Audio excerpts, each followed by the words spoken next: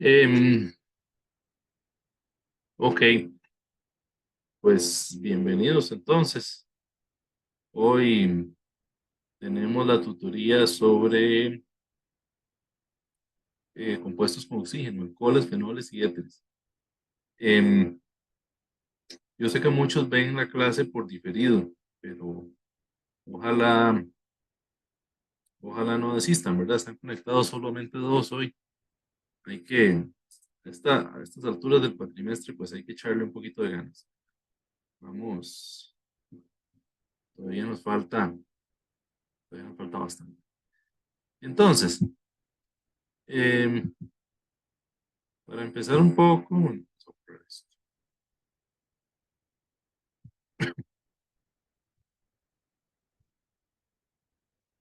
queríamos hablar de la nomenclatura, ¿verdad? De los alcoholes, los fenoles y los éteres. Entonces, para hablar de la nomenclatura de la IUPAC, necesitamos eh, ver, digamos, las prioridades según los grupos de mayor importancia. Entonces, aquí estamos incluyendo solo los que hemos visto hasta el momento, ¿verdad? Dentro de los que hemos visto hasta el momento, el que vamos a ver hoy, que es el alcohol, va a ser el principal, ¿verdad? Entonces, el alqueno, el alquino y el alcano están por debajo. ¿Eso qué quiere decir? Que si yo tengo una parte que es alcano y alquino, el nombre es como alquino, ¿verdad? Si tengo una parte que es alcano, alquino y alqueno, se nombra como alqueno.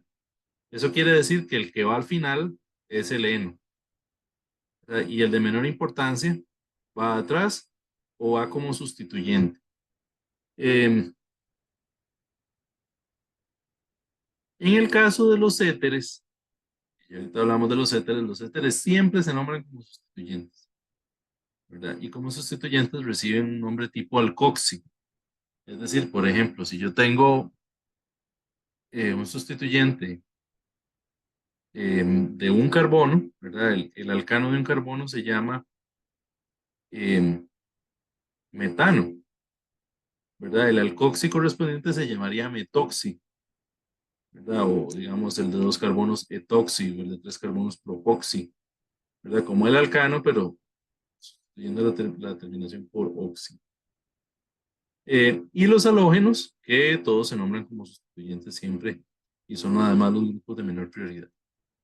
Entonces, eh, ¿esto con qué se come? Para no hacerles mucho enredo, lo que les quería decir acá es que hay un orden de prioridades en el cual el alcohol es primero, después el alqueno, después el alquino, después el alcano, ¿verdad? Y estos dos siempre se nombran como sustituyentes. Lo que eso quiere decir es que, por ejemplo, si yo en una molécula tengo eh, si yo tengo un alqueno solamente, se va a nombrar como alqueno. Si yo tengo un alquino solamente, se va a nombrar como alquino, ¿verdad? Aunque parte de la molécula sea alcano. Así es. Pero ¿qué pasa cuando tengo combinaciones? Por ejemplo, cuando tengo una molécula como esta, que tiene un OH, que el OH es el grupo característico de los alcoholes, y tengo además un doble enlace, que es el grupo característico de los alquenos. Entonces, ahí el grupo de mayor prioridad es el alcohol, eso quiere decir que se nombra como alcohol. Entonces, eh, vamos a ver, el análogo de esta molécula, alcano, sería este, ¿verdad? ¿Cómo se le pone nombre a ese compuesto?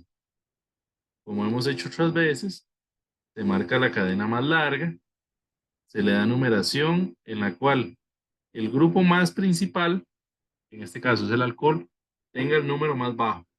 Y después siguen las demás reglas, ¿verdad? Que los sustituyentes son números más bajos, etcétera, ¿verdad? Entonces,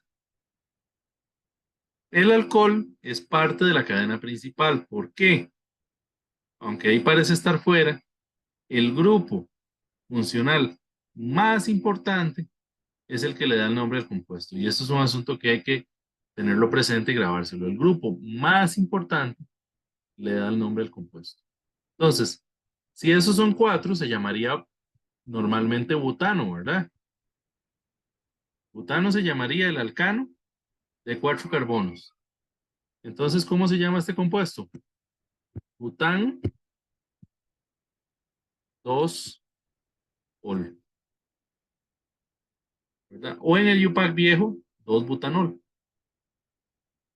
Pero digamos, en el UPAC nuevo sería bután 2-ol. Entonces, ¿qué pasa en el ejemplo de la izquierda? Que tenemos combinado alqueno con alcohol. Em, Marcamos la cadena principal más larga, ¿verdad? Que contiene, en este caso, los dos grupos más importantes. Una, dos, tres y cuatro, ¿verdad? Entonces, ese se llamaría butén, perdón, but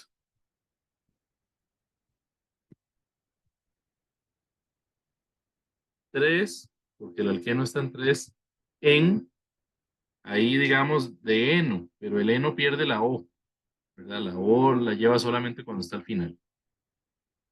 Guión 2, ¿verdad? Entonces, ¿por qué el ol de último? Por ser el grupo funcional de mayor importancia, ¿verdad? Entonces, eso pasa también cuando tenemos mezclas, por ejemplo, de alquenos y alquinos. Digamos un caso como este, ¿verdad? Un caso como ese, por ejemplo, a la hora de numerarlo, si yo lo numero de la derecha o lo numero de la izquierda, este, me da exactamente los números que suman exactamente lo mismo. Entonces, en la tablita anterior decía que el alqueno tiene prioridad sobre el alquino. Eso quiere decir que se le numera de este lado. 2, 3, 4, 5, 6. ¿Verdad? Entonces, por ejemplo, si yo le fuera a poner nombre a ese compuesto, ese sería hexa, em, perdón, ex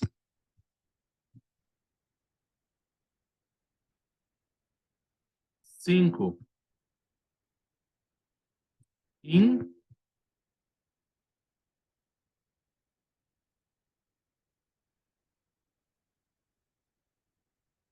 1,3 dieno.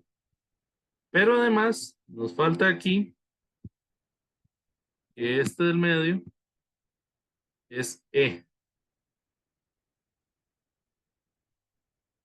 ¿verdad?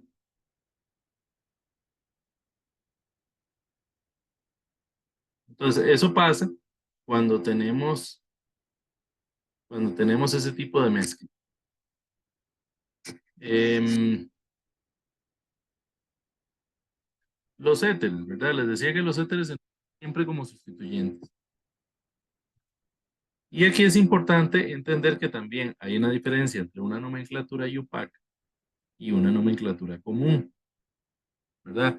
Em, Vamos a ver, por ejemplo, este es tal vez uno de los éteres más comunes. ¿Qué es un éter? Un compuesto que tiene una cadena de carbonos, un oxígeno y otra cadena de carbono. Eso básicamente es un éter, ¿verdad? Entonces, por ejemplo, este compuesto que está aquí, que parece un vampirín, tiene dos grupos etilos a los lados. Perdón, me está dando problemas esto para escribir.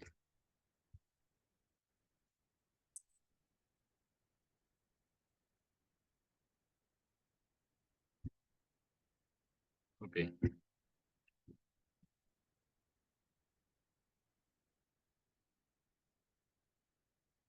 ¿verdad? Esto tiene dos grupos etil a los lados.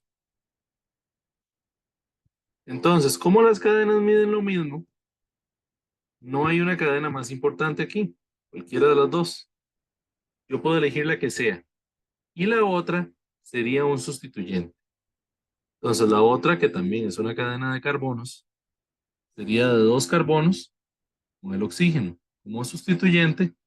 Eso se llamaría etoxi, ¿verdad? Entonces, este compuesto en la nomenclatura IUPAC se llamaría etoxi etano. No hace falta indicar la posición del sustituyente porque al ser de dos carbonos solamente puede estar en uno, ¿verdad? Si fuera otro el caso, lo podríamos decir. Pero hay otra nomenclatura que es la nomenclatura común. La nomenclatura común, ¿qué es? Nombrar los dos lados del oxígeno como si fueran sustituyentes y terminar en éter. Por ejemplo, este compuesto en la nomenclatura común se llamaría dietiléter.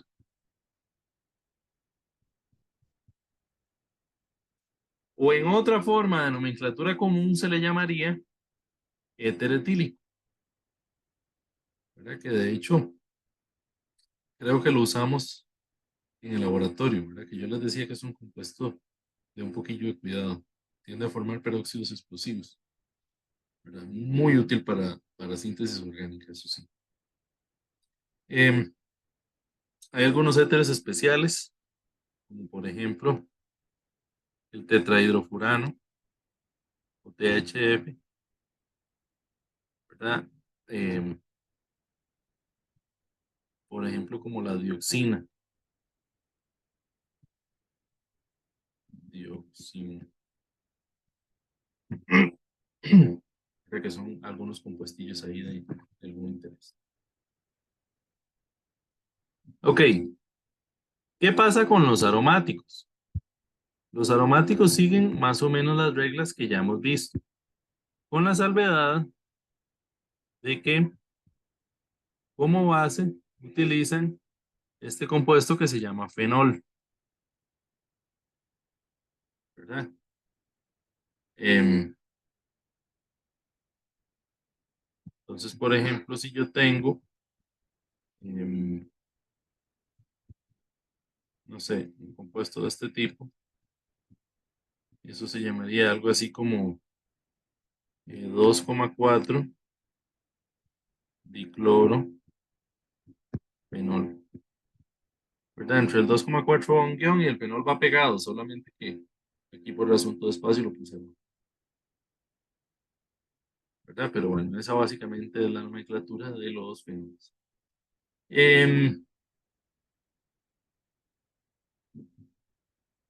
Ok, un segundo.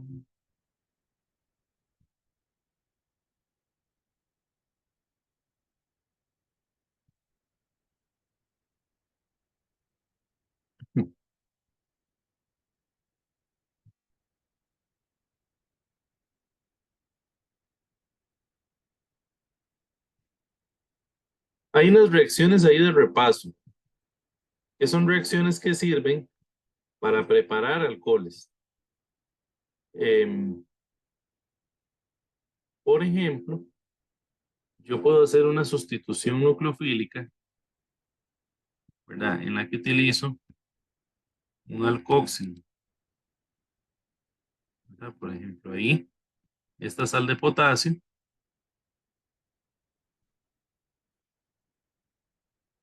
me va a hacer una sustitución sobre el cloro, ¿verdad? Bueno, esa en realidad sería para sintetizar un éter. Pero para sintetizar un alcohol podría ser algo así, utilizando, por ejemplo, hidróxido de sodio, ¿verdad? El OH me va a sustituir el cloro y me va a hacer una reacción de este tipo. Esas son las reacciones como de repaso. También podría ser por una reacción tipo SN1, ¿verdad? Como que yo tengo un compuesto como este y lo pongo a reaccionar con agua. Eso me va a dar un alcohol, digamos, con calor. por mecanismo de reacción SN1. Em, También podría utilizar la hidratación de alquenos. Entonces, si yo tengo un compuesto de este tipo y lo pongo a reaccionar con agua en medio ácido, eso me va a dar la hidratación del alqueno, ¿verdad? O también podría utilizar em, la hidroboración, ¿verdad?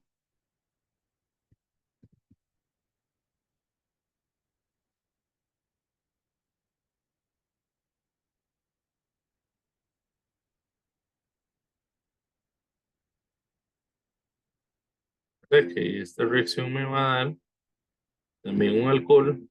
¿Cuál sería la diferencia entre esos dos? Que en el caso de arriba, este, respetaría, digamos, la posición de Markovnikov y en la parte de abajo sería anti-Markovnikov. En este caso, de este ejemplo, como ambas posiciones son equivalentes, pues no hay diferencia, digamos, porque si en un caso lo hubiera, como vimos anteriormente, la hidroboración se utiliza para hacer alcoholes anti-Markovnikov y la otra, la hidratación de alquenos para hacer este, adiciones tipo Markovnikov. Em, ok.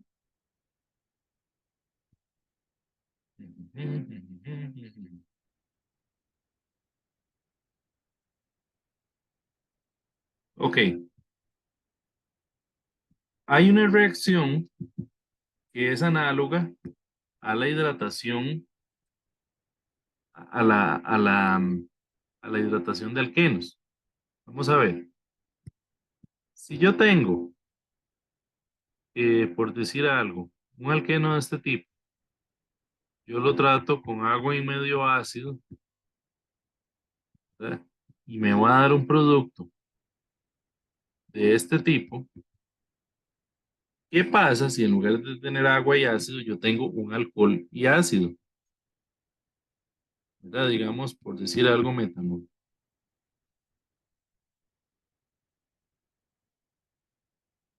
En lugar de agregarse OH, se va a agregar OR. Es decir, que lo que se va a agregar aquí es O, vamos a ver, esta parte de acá, OCH3. Y el producto va a ser un éter. Em, Podríamos incluso repasar un poquito el mecanismo de esta reacción, ¿verdad? Si yo tengo el alqueno, el alqueno en medio ácido, lo primero que va a pasar es que se me va a protonar, me va a formar un carbocatión, ¿verdad? Si recuerdan, la vez pasada vimos un poquito de esto. Y ahora va a venir el metanol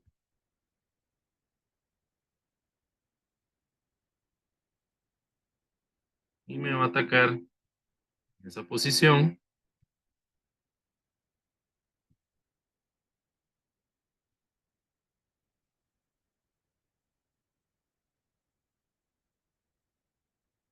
¿Verdad? Finalmente se va a perder H más y esto nos va a dar el éter. ¿Verdad? Este sería el mecanismo de esa adición. También ocurre lo mismo con reacciones de tipo SN1, ¿verdad? Si yo tengo una reacción, vamos a ver, em, nosotros decíamos que este tipo de compuestos, si uno los pone en agua y calor, tienden a hacer una reacción en la cual se sustituye el alcohol, perdón, el bromo por un alcohol. Ahora, ¿qué pasa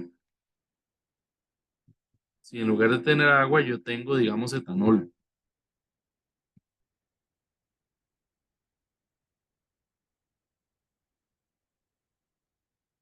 Y aquí pues pasa lo mismo. Tenemos el OR.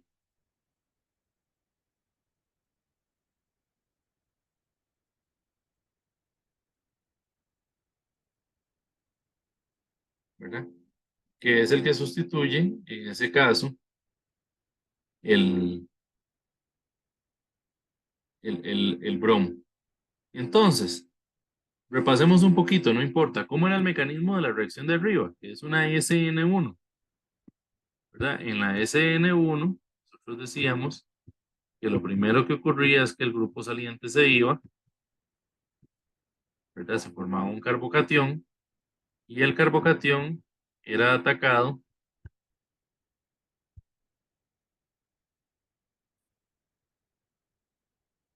por el agua.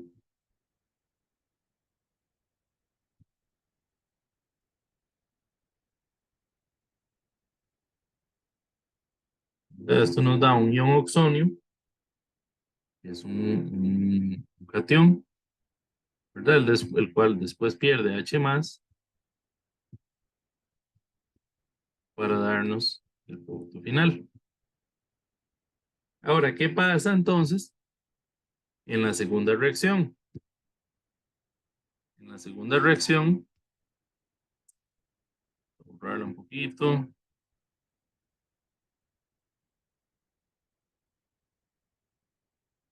Ocurriría exactamente lo mismo.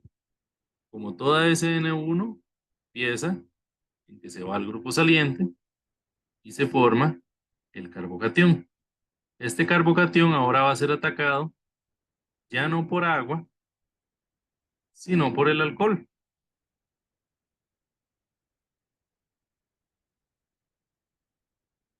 ¿Verdad?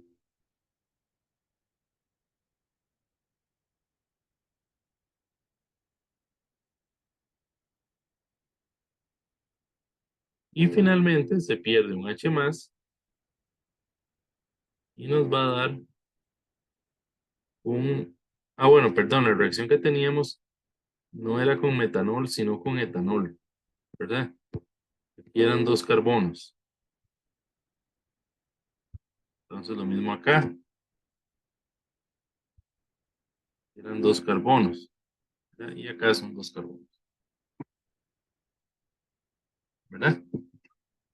Em, bueno, básicamente eso es lo que pasa. Segundo.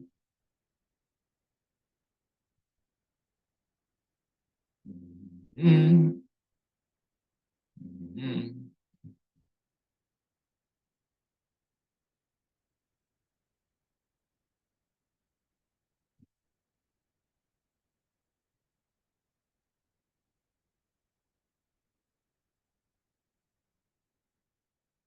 Ok, hay algunas reacciones que reciben un nombre especial.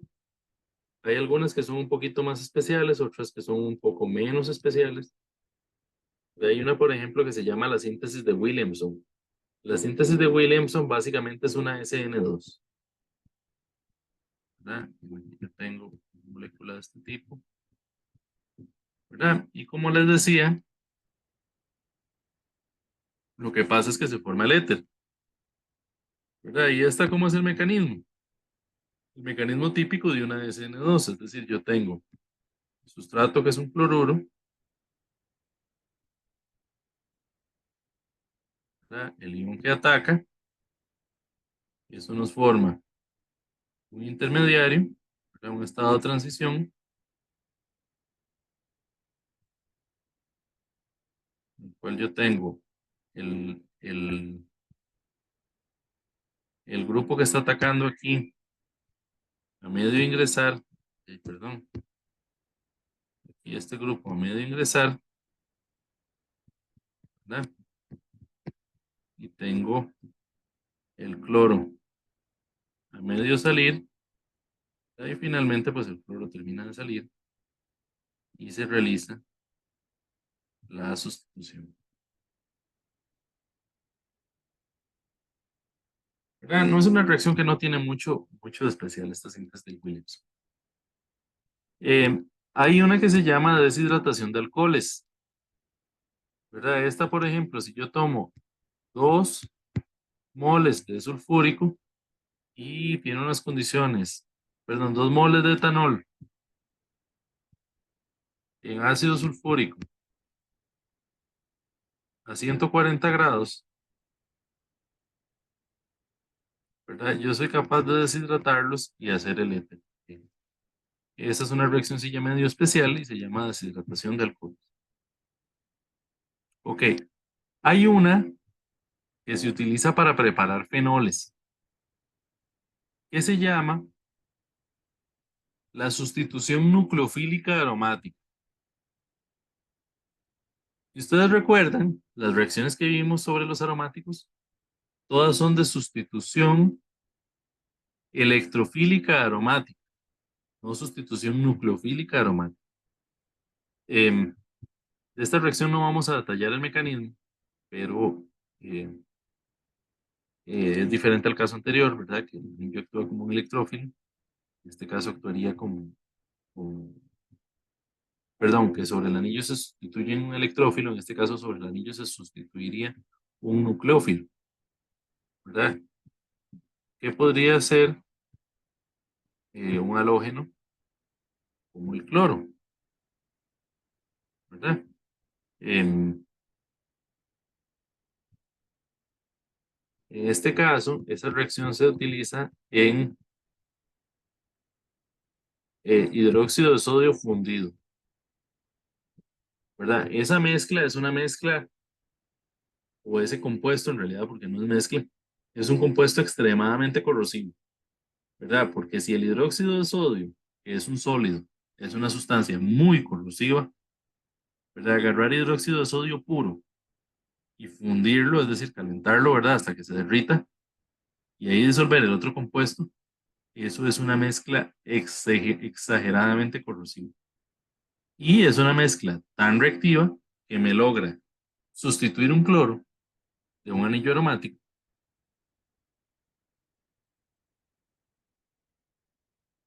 por un OH.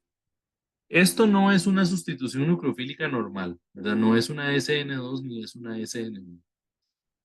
No vamos a detallar el mecanismo, pero yo les había dicho que esas reacciones que ocurren en los alcanos, en los aromáticos no ocurren. Esta, aunque se parece mucho, es una reacción diferente.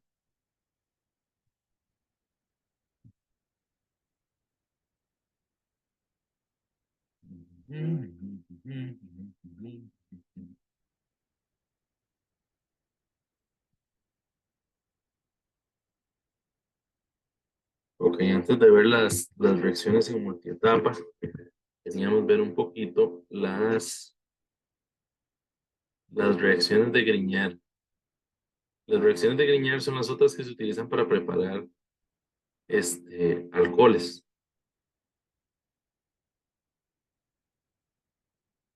Vamos a ver. En general,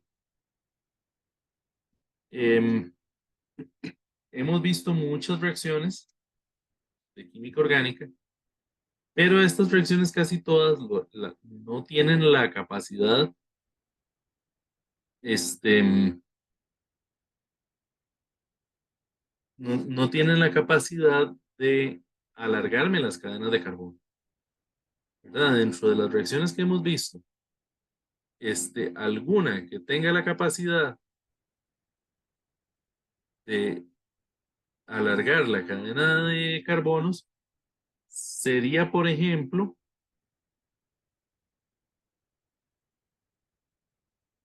em, qué sé yo, si yo utilizo una sustitución nucleofílica con un cianuro, algo así, ¿verdad? Esto tenía yo 3 carbonos y ahora tengo 4 con el grupo ciano, ¿verdad? Pero son reacciones muy limitadas. Por lo general, cuando uno hace reacciones tanto de adición, digamos, al doble enlace, hay, digamos, un oxígeno u otro grupo enlazado al carbono, em, ¿verdad? Un halógeno, un oxígeno, algo así. Casi nunca crece la cadena de carbonos como tal. Em, Siempre hubo un interés en eso, hacer cadenas de carbonos más grandes para poder sintetizar diversos compuestos, por ejemplo, para la industria farmacéutica o para diversas industrias. La síntesis de Grignard, digamos, Bueno, ahora hay muchas otras reacciones también, pero la síntesis de Grignard fue una de las primeras en lograr este objetivo. Entonces, ¿cuál es la idea? Normalmente, cuando nosotros tenemos un halogenuro de alquilo, ese halogenuro, ¿verdad? Como el cloro es un átomo, halógeno es un átomo electronegativo, eso polariza el enlace, ¿verdad? Es decir, que si este enlace que está aquí es como una cobija que ellos comparten, el cloro está más cobijado y el carbono está más descobijado. Como el carbono está más descobijado y tiene los electrones más lejos, es parcialmente positivo, es decir, le da más frío en la noche, entonces le quitaron la cobija. Y por ende es susceptible al ataque de algún otro. Y así, sin entrar en mucho detalle en esa historia. Em, el punto es que el carbono tiene polaridad positiva. O sea, le faltan electrones, le falta que lo cobijen un poquito más. Em, resulta ser que cuando estos compuestos se ponen en magnesio y se utiliza algún éter como disolvente, algún éter seco, em, seco y desoxigenado, ¿verdad? Em, para estas reacciones normalmente uno pone los disolventes a secar en agentes, ¿verdad? Como desde siolitas, desde sodio metálico, se burbujean en nitrógeno. Pero bueno, el punto es que para quitarle la humedad y para quitarle el oxígeno. Cuando uno hace este tratamiento, resulta ser que se mete un magnesio aquí en el medio, ¿verdad? ¿Y qué es lo que pasa? Que nosotros seguimos teniendo que el cloro es un átomo electronegativo, ¿verdad? Y aquí tiene un carácter medianamente salino. Pero el magnesio aquí es positivo. ¿Qué es la importancia de que el magnesio sea positivo? Que entonces el carbono que sigue vuelve a ser negativo. Y al ser negativo, es decir, ahora él está cobijado, ahora él tiene electrones, entonces ahora él puede actuar como nucleófilo, ¿verdad? Es un carbono con electrones. Entonces, ¿qué puedo hacer? Por ejemplo, cuando yo tengo un grupo carbonilo, el grupo carbonilo, dicho sea de paso, es un carbono, doble enlace oxígeno,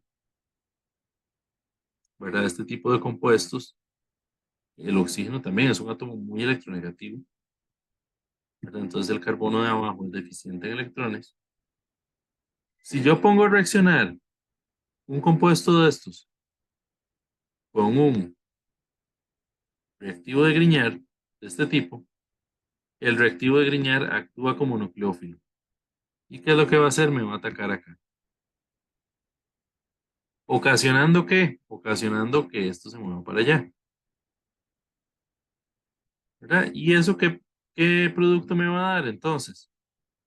Un producto en el cual yo voy a tener esto por una parte y el contraión por otra parte.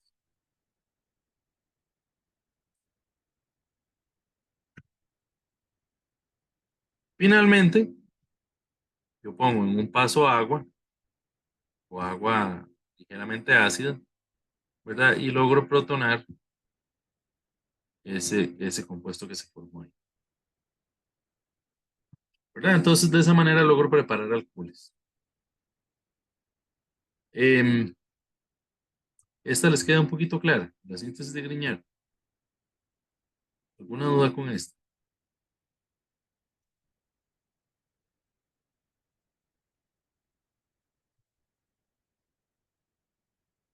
Entonces, por ejemplo, si yo tengo un compuesto de este tipo más, em, primero sería un Grignard, digamos, CH3BR, CH3MGBR, ¿verdad? Y después sería agua en medio ácido, ¿verdad? El producto de esto sería algo como así. Aquí se pega el metilo y aquí me queda el OH. ¿Verdad? Esa es un poquito la forma en la que sería esta reacción. Ok, un segundo.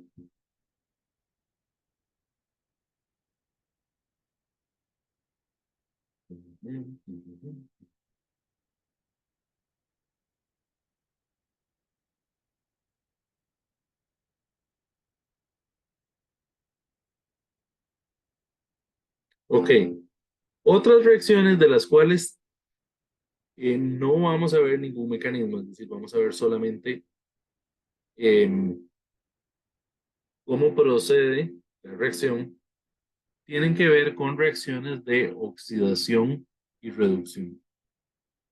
Entonces,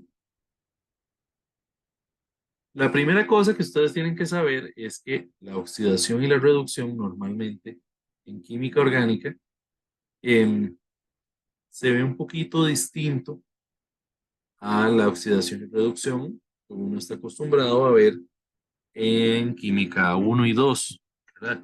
Entonces recordarán todo aquel cuento de un metal, ¿verdad? Que un metal puede ser más uno, puede ser más dos, ¿verdad? Puede ser más tres, este, que qué sé yo, que si uno tiene nitrógeno elemental, el nitrógeno es cero, ¿verdad? Pero si se convierte en otro compuesto puede ocupar otro valor y así sucesivamente. En, en este caso, digamos que dicho de una manera un poquito genérica, em, en química orgánica, cuando un compuesto gana hidrógenos o pierde oxígenos,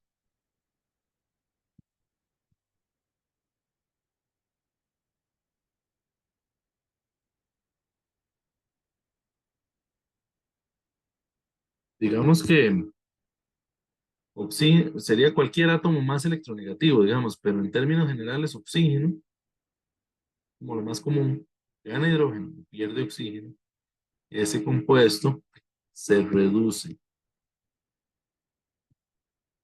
¿verdad? Es decir, que si yo tengo un alcano y tengo un alqueno, el alcano está más reducido que el alqueno. Es decir, el alqueno está un poco más oxidado que el alcano. Y esto es importante también en términos de energía, ¿verdad? Porque la cantidad de energía que se puede usar para usarlo como combustible va a sufrir una reacción de oxidación, la combustión, ¿verdad? Es una reacción de oxidación, em, depende de qué tan reducido está. Es decir, entre más reducido, más energía.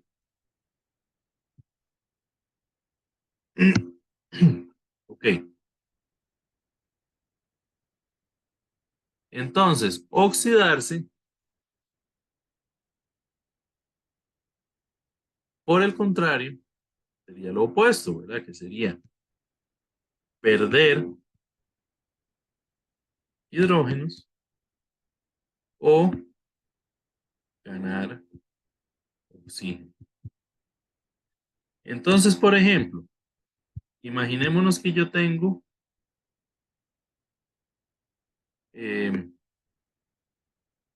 eta, sí, etano, ahí tengo etanol, ¿verdad? El etanol es una forma más oxidada, ¿verdad? Pero si además yo tengo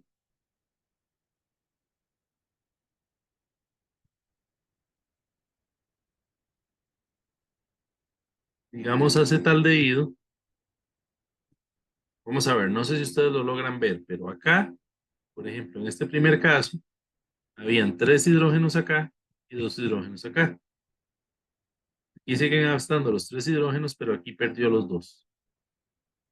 ¿Verdad? Entonces, este tipo de compuestos que tiene un carbonilo y el carbonilo está en el extremo, se les llama aldehídos, ¿verdad? Y si está como a lo interno, se le llama cetona. Es decir, si tiene un grupo de carbono a los lados, se le llama cetona. Em, los aldehídos y las cetonas están más oxidados que los alcoholes. Y por otra parte, si yo continúo este proceso,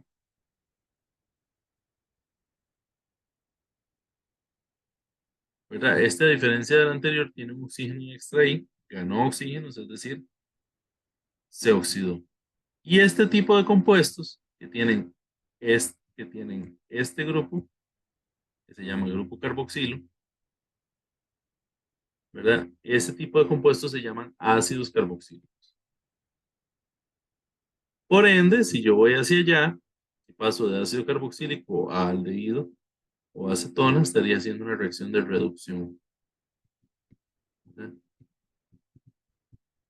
Por allá. Entonces, em, hay algunas maneras de meterle un alcohol a un alcano, realmente eso no es como parte de los objetivos del curso, por lo menos en este momento.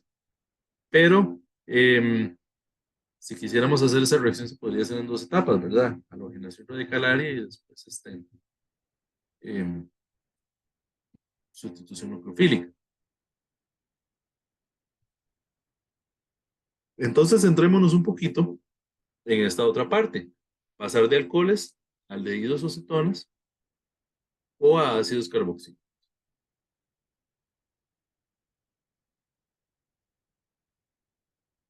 ¿Cuál sería el primer caso? El primer caso sería que yo tenga un alcohol primario, ¿verdad? Por ejemplo, digamos este que se llama propano. El propanol yo lo puedo oxidar, por ejemplo, con un compuesto que se llama PCC. El PCC viene de unas siglas en inglés que significan clorocromato de piridinio, ¿verdad? Es una reacción que se lleva a cabo en ausencia de agua y que produce una oxidación parcial. Y esta oxidación parcial me permite obtener precisamente el aldehído del que hablábamos. Ahora, ¿qué pasa si a este compuesto yo le meto un oxidante más fuerte? Por ejemplo, hay un compuesto que se llama ácido crómico y se escribe de varias formas. Normalmente se prepara disolviendo dicromato de sodio o dicromato de potasio en ácido sulfúrico. Entonces, por lo general, muchas veces se escribe de esa manera: dicromato de sodio o dicromato de potasio y ácido sulfúrico. ¿Verdad? Ese compuesto, ¿qué es lo que va a hacer? Me va a hacer la oxidación hasta el ácido carboxílico. No hay manera de detenerlo en el aldehído, por lo menos en la mayoría de los casos.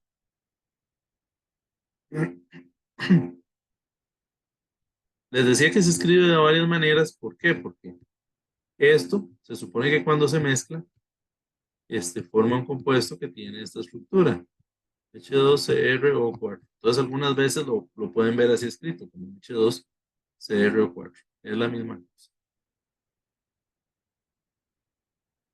Ok. Em, y por ejemplo, si yo tuviera el aldehído y quisiera oxidarlo hasta el ácido carboxílico, podría utilizar ese mismo compuesto. Por ejemplo, el dicromato. Ahora escribamos lo de sodio eh, porque se me ocurrió escribir lo de sodio y no de potasio. Puede ser cualquiera de los dos. Hace la oxidación desde el aldehído, perdón, hasta el ácido carboxílico. Okay. Eh, ¿Qué pasa si yo tengo un alcohol secundario? ¿Cómo es un alcohol secundario? En el que el grupo H está en un carbono secundario, es decir, que tiene otros 2 carbonos al lado, ¿verdad? ¿Qué pasa en este caso? Aquí yo puedo utilizar PCC o puedo utilizar este ácido crómico, cualquiera de los dos, y cualquiera de los dos me van a oxidar hasta la acetona. ¿Por qué hasta la acetona? Porque ya no hay más hidrógenos disponibles, entonces eso no me va a dar el ácido carboxílico, ¿verdad? No va a oxidar un carbono como tal. Lo que oxida normalmente son los hidrógenos. Al no tener más hidrógenos, ahí para.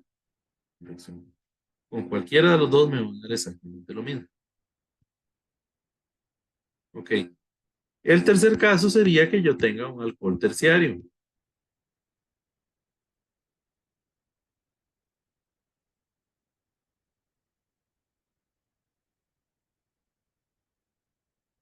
El alcohol terciario, como no tiene hidrógenos disponibles, no reacciona. No reacciona. Es decir, que si yo mezclo eso, voy a seguir teniendo el alcohol terciario y el ácido crómico, o el alcohol terciario y el PCC. Nada me va a reaccionar. Ok. Ahora bien, ¿qué pasa si yo tengo un ácido carboxílico? Por ejemplo, este señor de aquí, que se llama ácido acético o ácido etanoico nanometálico, ¿verdad? Normalmente tenemos dos reductores. Hay uno que se llama el hidruro de litio y aluminio y hay otro que se llama el borohidruro de sodio. El borohidruro de sodio por lo general no es tan fuerte como para hacer reaccionar un ácido carboxílico, entonces este no me va a reaccionar. Pero el de arriba, ese es un reductor fuerte. Entonces ese reductor es capaz de tomar ese ácido carboxílico y transformármelo en el alcohol. No hay forma de detenerlo a mitad de camino. Es decir, no hay forma de detenerlo en el aldehído. Ahora bien, ¿qué pasa si tenemos em,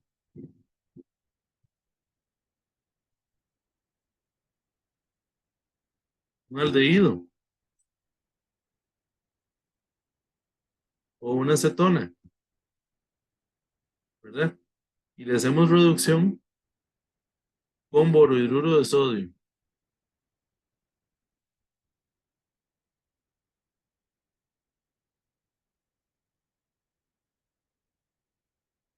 Se me va a producir en este caso el alcohol correspondiente. Y si usara hidruro de litio y aluminio en lugar de borohidruro de sodio, ¿qué pasaría? Pasaría exactamente lo mismo, se me reduce el alcohol correspondiente.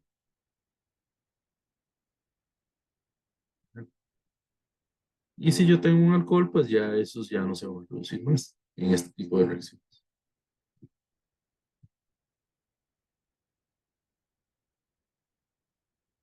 Eh,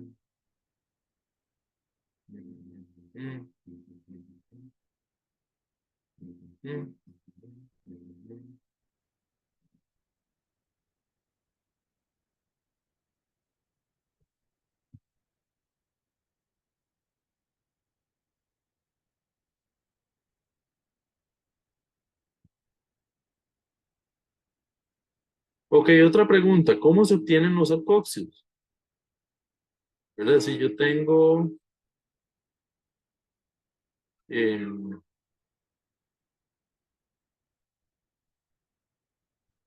digamos, un compuesto como este, y yo quiero obtener, digamos que una sal de sodio, ¿verdad? ¿Cómo hago esa reacción? Para esto yo utilizo una base que es más fuerte que el dióxido de sodio. Y esa base es el sodio metálico,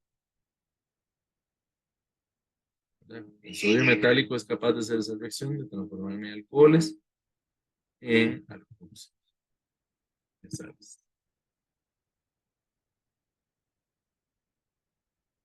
Ok.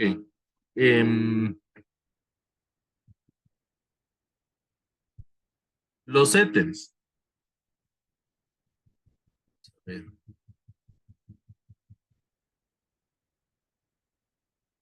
Ya habíamos visto también algunas reacciones de alcoholes, ¿verdad? Por ejemplo, los alcoholes en medio ácido son capaces de sufrir reacciones tipo SN1 o SN2, tipo E1 o E2, ¿verdad? ¿Qué pasa con los éteres? ¿Qué pasa si yo tengo em, algo como el éter etílico y yo lo pongo a reaccionar en HBr? Em, y básicamente lo que va a pasar es que se me va a transformar en 2 moles de esto, ¿verdad? ¿Y cómo pasa eso? ¿Cómo es el mecanismo? Bueno, en dado caso yo tengo el éter, el H más, él me lo va a atacar,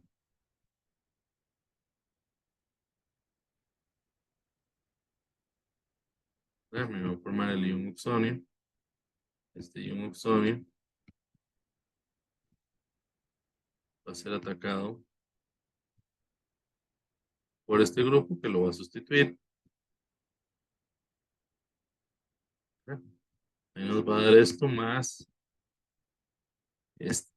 Y ese segundo compuesto va a ser una segunda sustitución más o menos parecida, ¿verdad? Se va a protonar el oxígeno y otro bromo lo va a sustituir.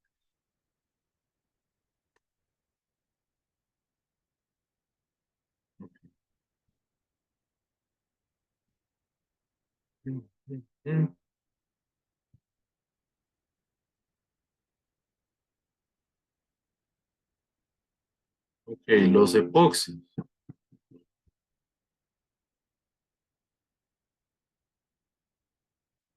Los epóxidos son unos compuestos un poquito particulares, ¿verdad? Estos compuestos se forman,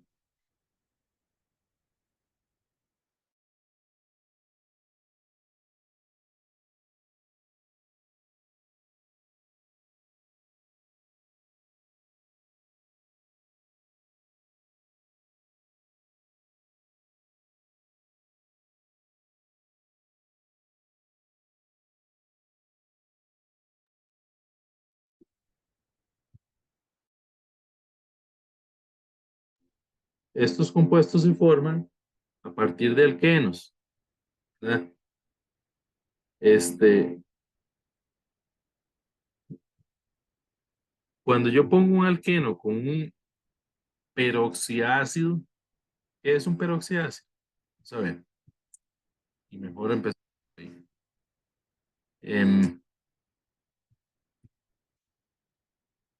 Ya estábamos diciendo que este se llamaba alcohol, ¿verdad? Y en forma condensada es un ROH, ¿verdad?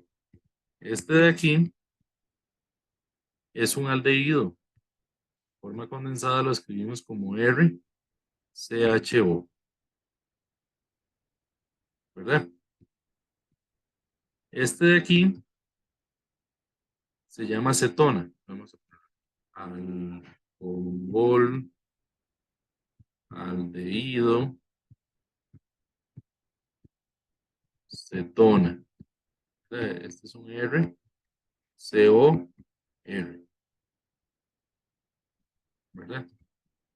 Teníamos este tipo de compuestos que se escriben como RCOOH, ¿verdad? Estos son ácidos carboxílicos,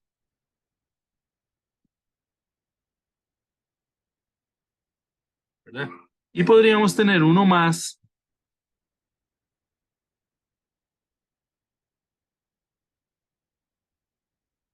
¿verdad? Como este, que tiene en un extremo 2 oxígenos, ¿verdad? Que uno lo podría escribir como RCOOH,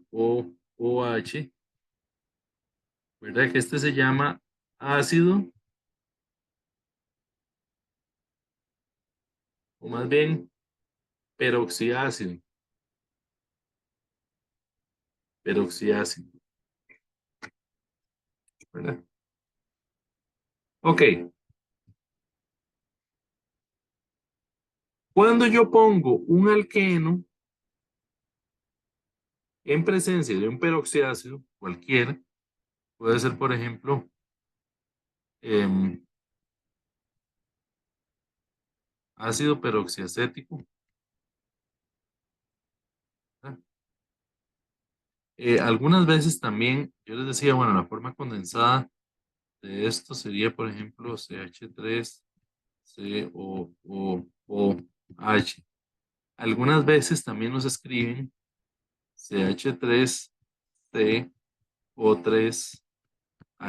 ¿verdad? Que es una forma todavía más condensada. Em, de cualquier manera, estos dos lo que hacen es meter un oxígeno aquí, ¿verdad? ¿Qué particularidad tiene eso? Vamos a ver, ustedes recuerden que em, los alcanos tienen ángulos de enlace de 109,5. ¿Verdad? Son geometría de SP3. Pues en ese caso tenemos un anillo de tres miembros, que es como un triángulo equilátero, digamos. Entonces uno está tratando de comprimir en 60 grados un enlace que es de 109,5. ¿Eso qué hace? Eso hace que este compuesto sea muy reactivo. ¿Verdad? Em, ok, entonces de esta manera se preparan este tipo de compuestos que son un éter de tres miembros que se llaman epóxidos.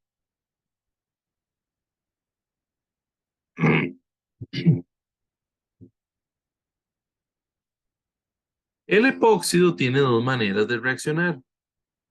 Una manera es en medio ácido y una manera es en medio alcalino. Entonces, voy a dibujar un epóxido como este, ¿verdad? Digamos que este epóxido uno lo pone a reaccionar con HBr, ¿verdad? Entonces, ¿qué es lo que va a pasar? Que él va a hacer una reacción que se parece más a una SN1, ¿verdad? Ponerlo así como una pseudo SN1, ¿verdad? Y voy a tener un producto en el cual la sustitución ocurre en el carbono más sustituido. ¿Cómo es eso? Vamos a ver el mecanismo.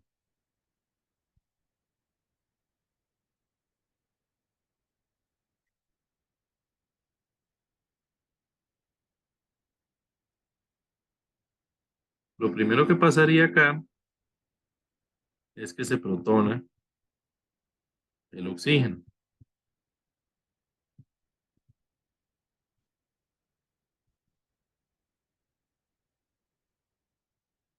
¿Verdad? Y tenemos aquí un ion oxonio. Eso promueve que se haga una apertura del anillo.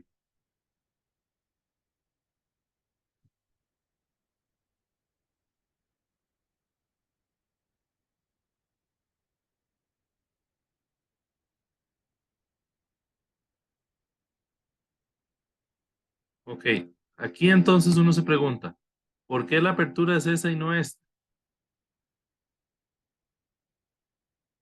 Perdón, estaría al revés, así. ¿Por qué no esta? Ay, ay, ay. ¿Por qué esta no ocurre?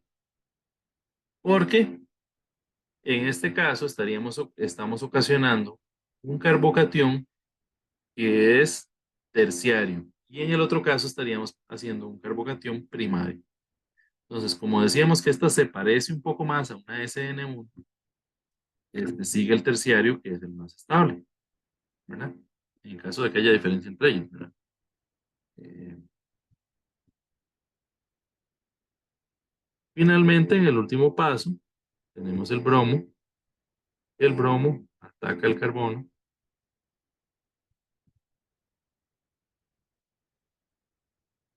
¿verdad? y se agrega pues de este lado. Ok, esa sería una reacción. Ahora, tenemos otra que sería, imaginémonos que tenemos el mismo compuesto, pero ahora lo ponemos a reaccionar, digamos, con metóxido de potasio. Ahí, ¿qué es lo que va a pasar? Ahí se nos va a agregar,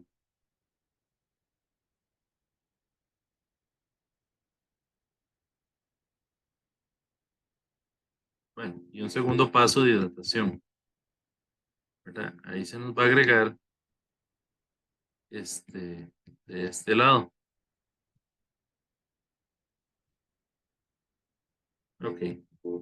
¿Y cómo ocurre eso?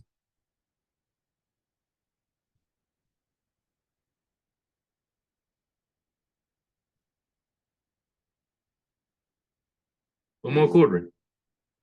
Más parecido a una SN2, es decir, yo tengo este compuesto y voy a tener un ataque del nucleófilo,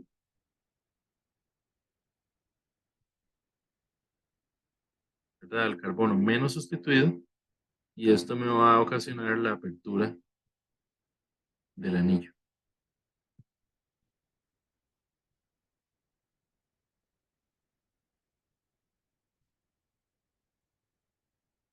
¿verdad?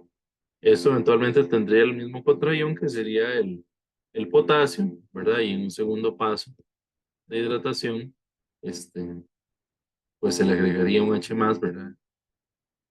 Para darnos el producto final.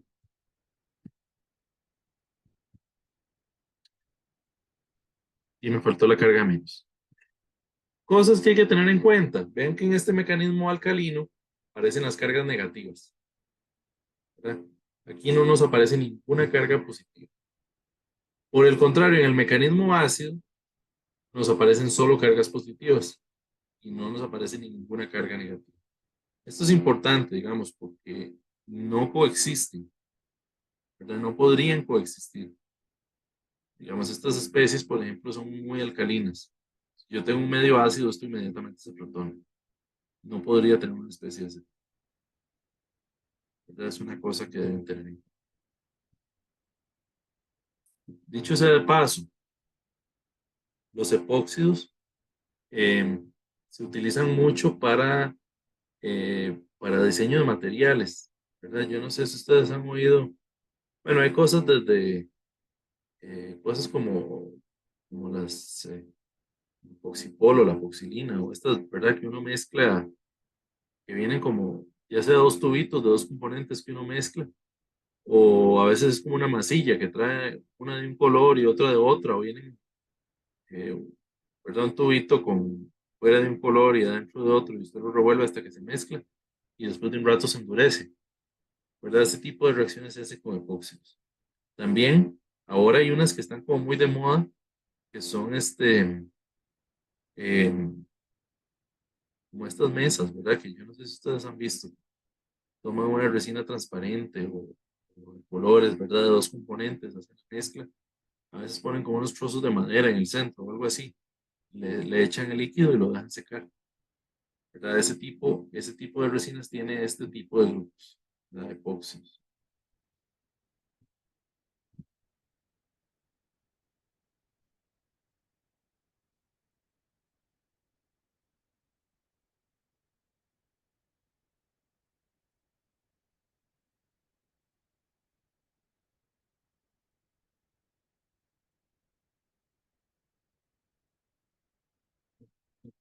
Mm.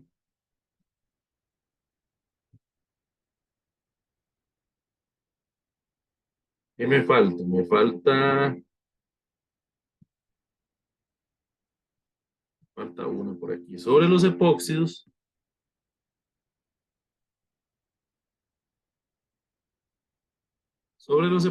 yo podría tener también reacción de Grignard, ¿verdad? Igualmente, digamos, tengo un paso de Grignard y un segundo paso de hidratación.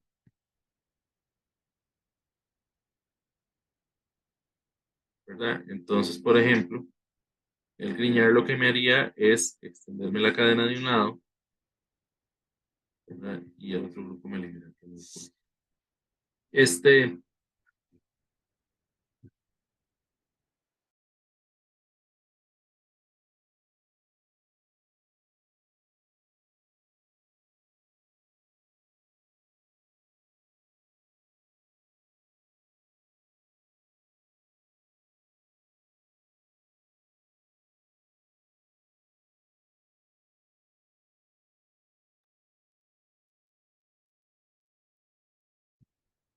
perdón, el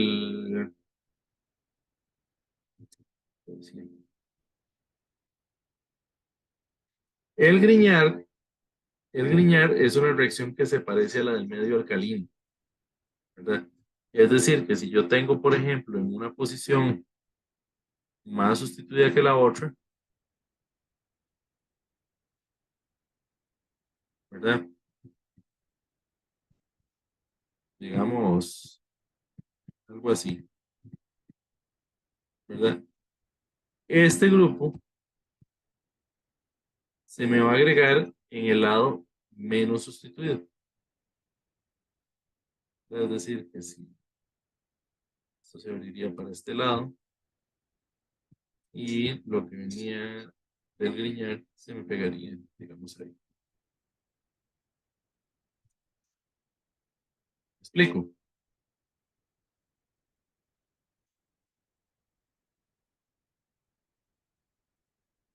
Ok.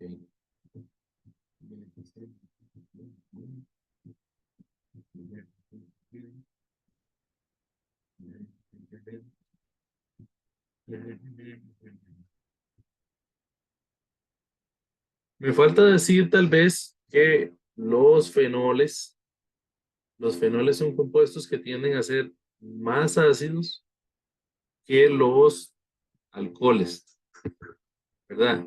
La acidez de un alcohol es parecida a la del agua, es decir, son moléculas más neutras, o sea, no son ni muy alcalinas ni muy ácidas, son moléculas más neutras, más cercanas a pH 7.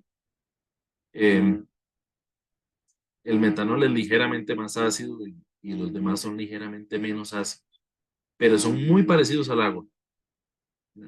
En el caso del fenol,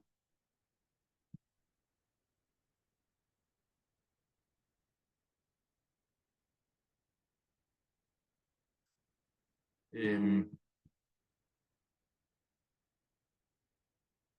el fenol, este,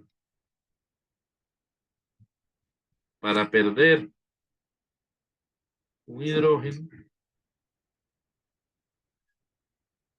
tiene la ventaja de que este anión que está acá tiene un montón de estructuras de resonancia,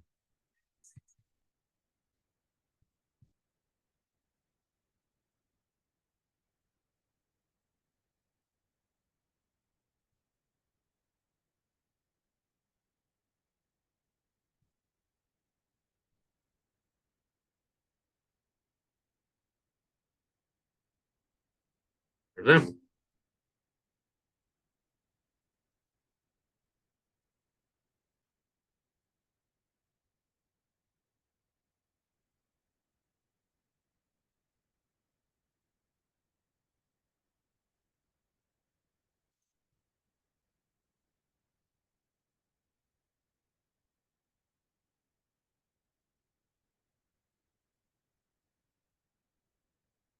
Y eventualmente regresa.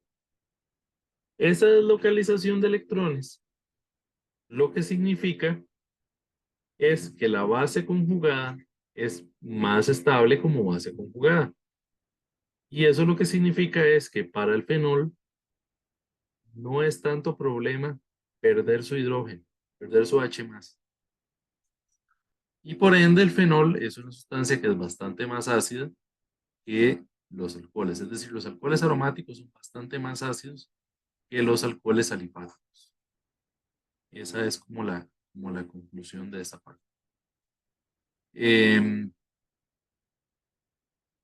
Bueno, y no sé si tienen alguna duda sobre los ejercicios de la vez pasada, si han hecho algunos. Yo creo que por lo menos de esta parte de la semana, de esta semana, pues esto sería.